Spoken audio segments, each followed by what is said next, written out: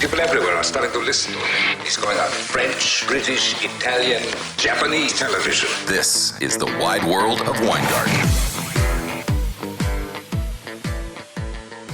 Wide world of Weingarten. It is New Year's Eve, about 12:15, just past noon here in Los Angeles.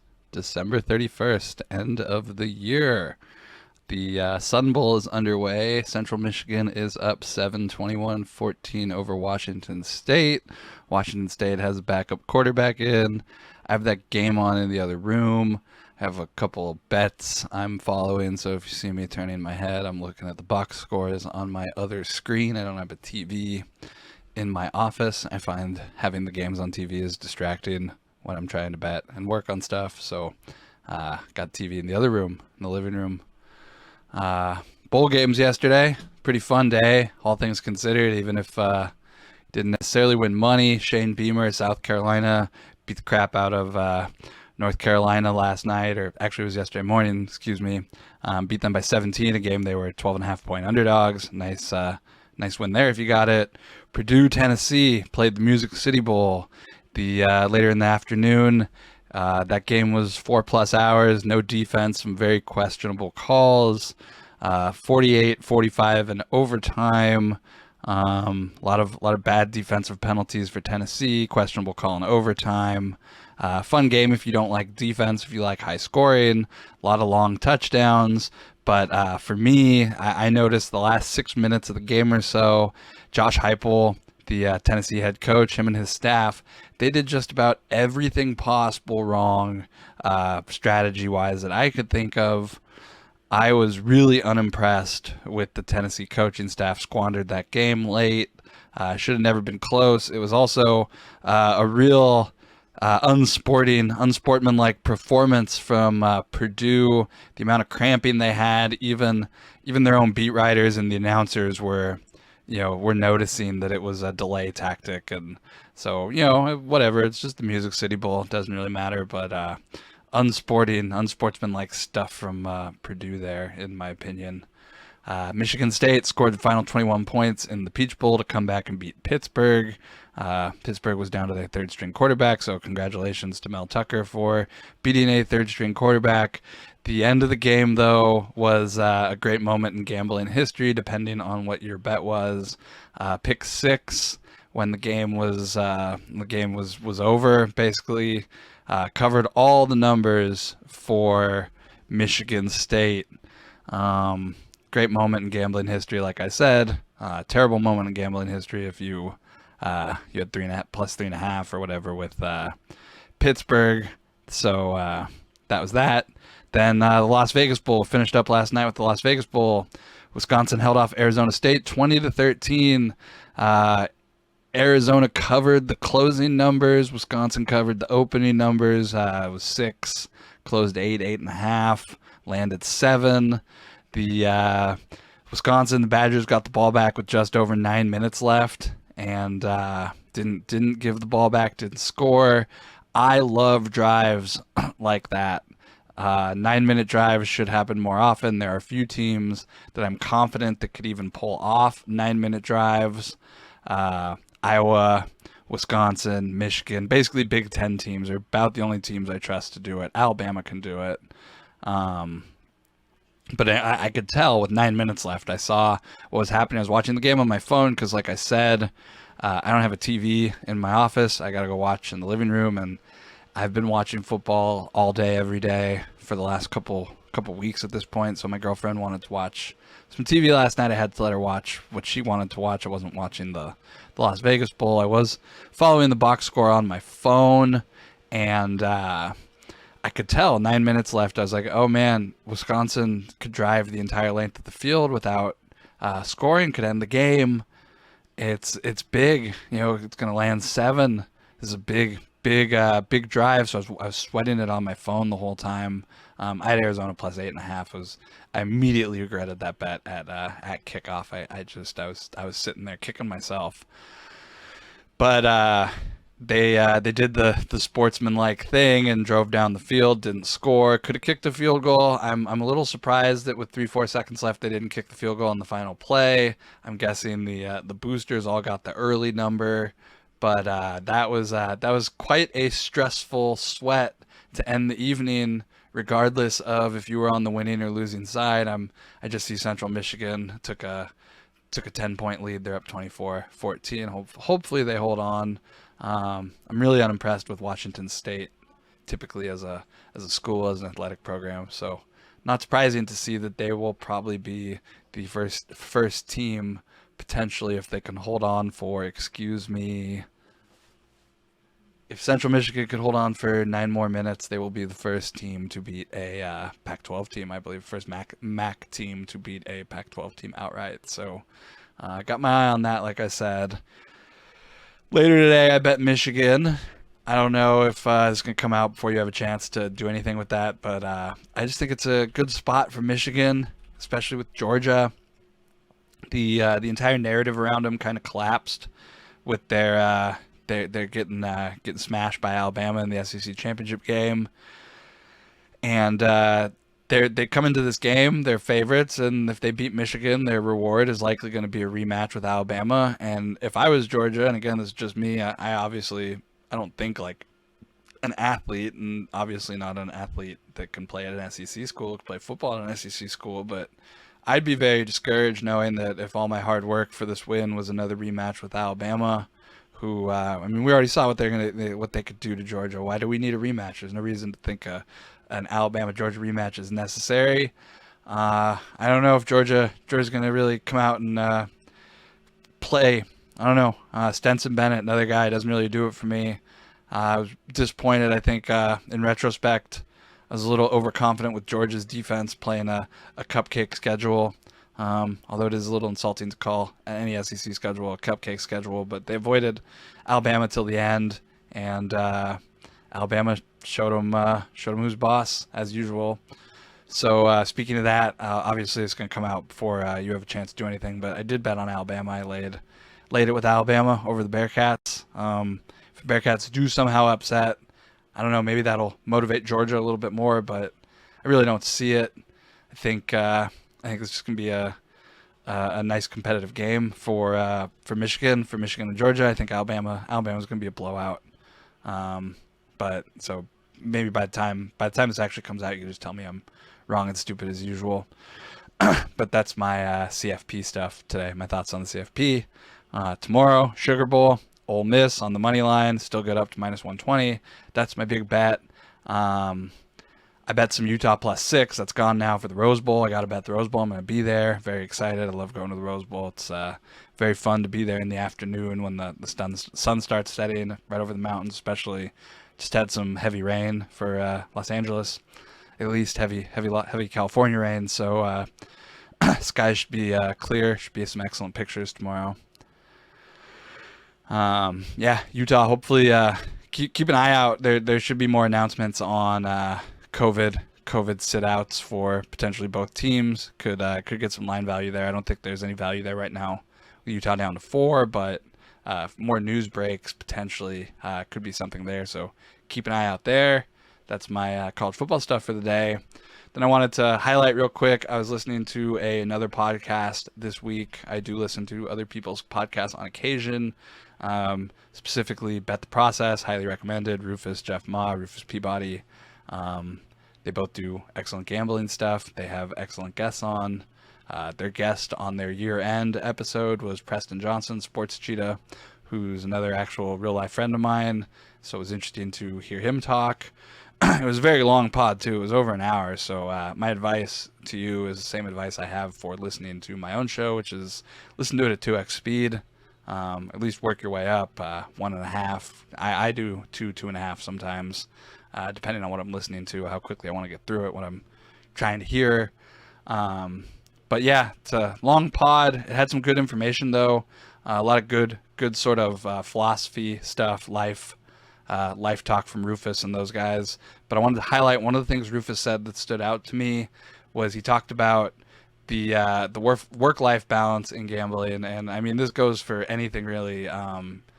it's hard to find a work-life balance in things that you want to be successful in, and to be successful in gambling, you got to go 100%, 110% all the time. And Rufus pointed out that the idea that you could work half as hard and make half as much money is absolutely not true. And Rufus and Preston had an interesting conversation about working for ESPN and the how it is working in sports media, that you always have to be paying attention to stuff, and you have to be betting, and to provide value you have to be paying attention, et cetera, and it takes up a lot of time.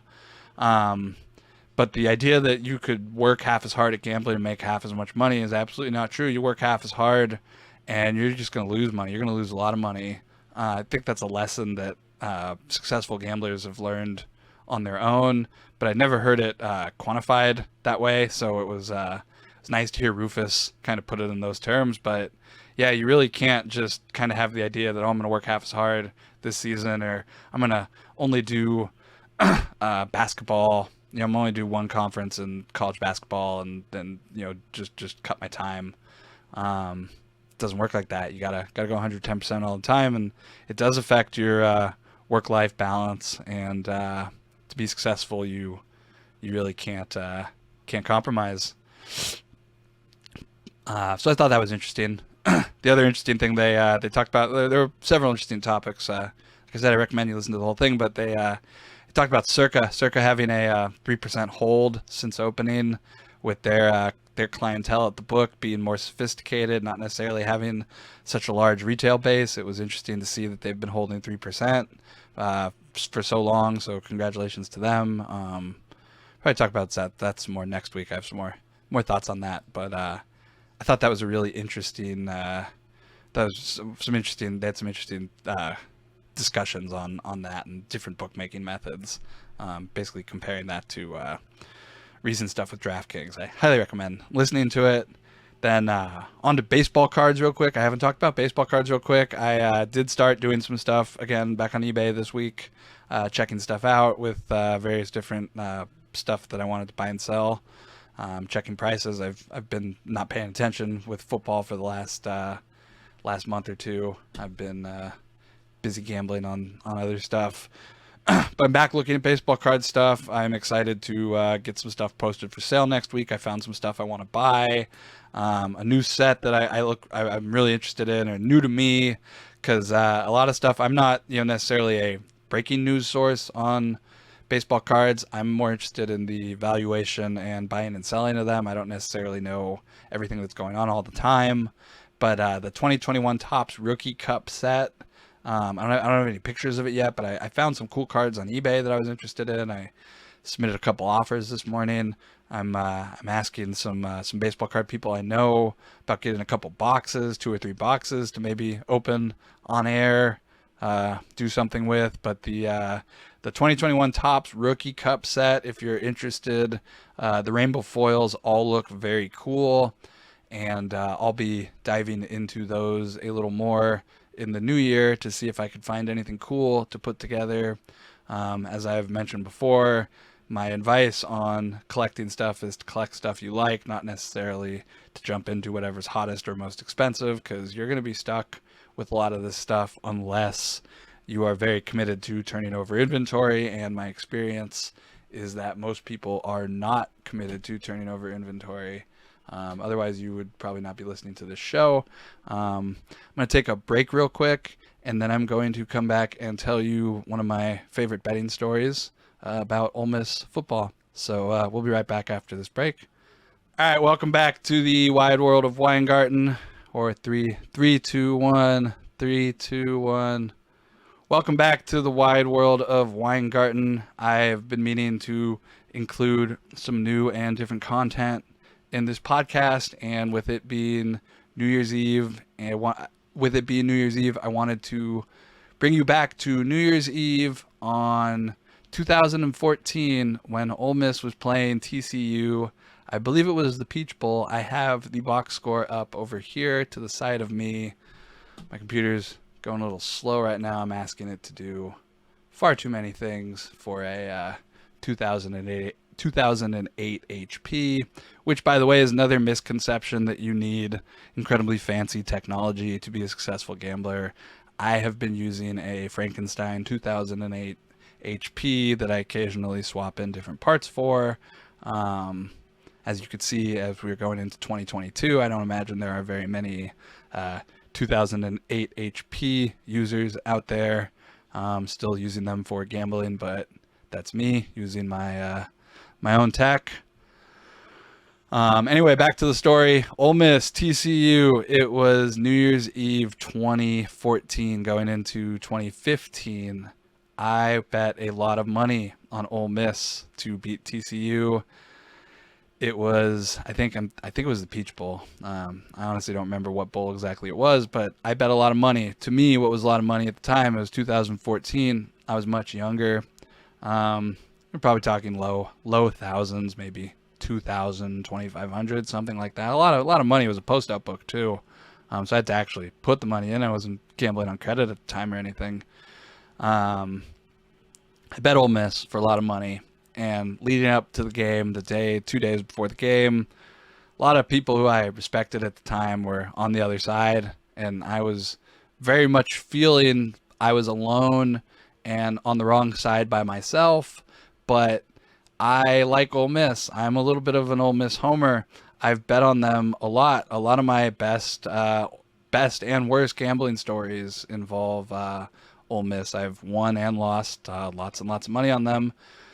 My one of my best friends from middle school and high school went to University of Mississippi, has family there. So growing up, he would tell me, "Oh, this guy Eli Manning, Peyton Manning's brother, could even be better than him.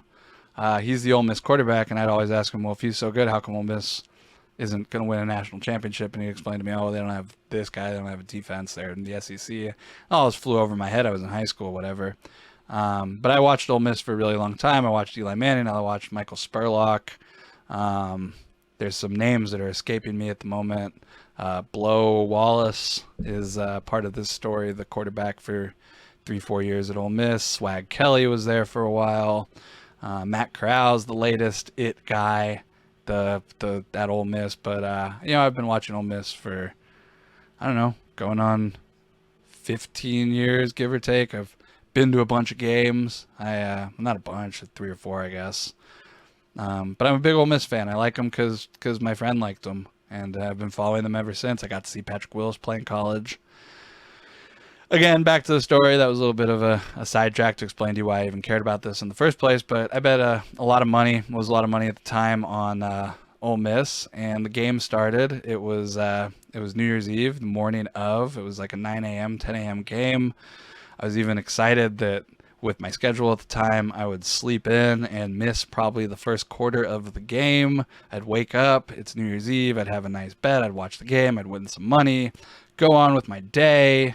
It's not exactly what happened. I woke up, already had a bunch of text messages from some of my friends who had bet on the game as well, saying, what the hell's going on? It was 14-0 before I even woke up and turned the game on. And I hadn't even put my glasses on yet. I was squinting at the screen. And I got, 14-0 TCU. That's not good, but it's only 14-0 first quarter. Things didn't get any better, though. By halftime, it was 28-0. And I was dead. I was just you're dead in the water. Game like that, there's nothing you could do. 28-0, a bowl game. It was obvious that Ole Miss did not care to be there. And I think there was a coaching change coming up after the game or something that, the players just weren't into it. So I'm sitting here stuck, dead on my biggest bet at the time. All my money is sunk in Ole Miss, down 28-0. And I haven't even told you the worst part of the story yet. The worst part of the story is at halftime. I think I talked about this bet a lot on Twitter. I told people a lot that I was betting on Ole Miss. I'm losing. I'm down 28-0 at halftime. I get a DM from Jason McIntyre of Fox News, The Big Lead. Jason McIntyre. I don't know if you know where the story's going or not, but I'm sitting here. I'm down 28-0, about to lose all my money, all my whole bankroll at the time, which was meager and tiny. I'm going to lose all my money on Ole Miss, and Jason McIntyre hits me up and tells me, dude, you got to bet TCU in the second half. They're just going to keep stomping them. Just bet TCU. You'll get all your money back. And I mean, there's low points in your gambling career. I don't know what your low point is, but I was getting gambling advice from Jason McIntyre, man. That was low. I felt bad. And worse, he was right. He was absolutely 110% right. All I had to do was lay TCU in the second half. I would have made all my money back. Fortunately, I didn't have any credit accounts. I didn't have any bookies I can call up and say, hey, give me $2,500 on TCU second half. I am sitting here stuck with, my post-up money all on my my dead Ole Miss ticket. So insult to injury, I don't even have any more money left over to, play the other side in the second half. And that game ended 42-3. It was 42-0 before Ole Miss kicked a field goal right at the end of the game. They were never competitive. Jason McIntyre was 100% right. All I had to do was bet the second half. I would have gotten out of it. But, yeah, it sucked. I lost all my money on New Year's Eve. And honestly, I'm not sure if that was the first or the last time that I've ever lost a shitload of money on New Year's Eve. And I'm sure for a lot of people listening, it is not the first or the last time you've ever lost a lot of money on New Year's Eve. And I'm sure it's going to happen to some of you tonight, and it will happen to you in the future, and it'll probably happen to me in the future again, because that's just how gambling works. But, yeah, the point of the story, moral of the story is that, you lose all your money and you move on. It wasn't the end of the world. I bounced back. You'll make a bad bet, you'll bounce back too. But you leave 2014 and 2014 and move on to 2015 and your new bankroll. And when you lose, you just start again. Hopefully this year Ole Miss shows up. Matt Corral's last game. They have a lot to play for, and it's a strong competitive game. I hope history doesn't repeat itself. But I did want to tell that story. I don't tell that story to be insulting to Jason McIntyre either. It's just to point out that, if you're ever in a situation where you're just up shit's creek without a paddle, literally, and Jason McIntyre is the one giving you gambling advice, just think about where you are and think about how far you've come since then. So I like to think about how far I've come since then. Hopefully I never get back there either. But, that's gambling. That's life. Happy New Year. Thank you for listening. Go Ole Miss. If you made it this far, I also did bet the Rams -5.5. I don't know if the walking wounded Ravens can do much this weekend. I think 5.5 is reasonable lay there. So, yeah, this is the final episode of 2021. I guess most likely there will be a new episode, the first episode of 2022 on Monday. Monday, I think, is the 3rd. So Happy New Year. Enjoy the weekend. Enjoy the Bulls. Enjoy football. Be back Monday. Thanks for listening.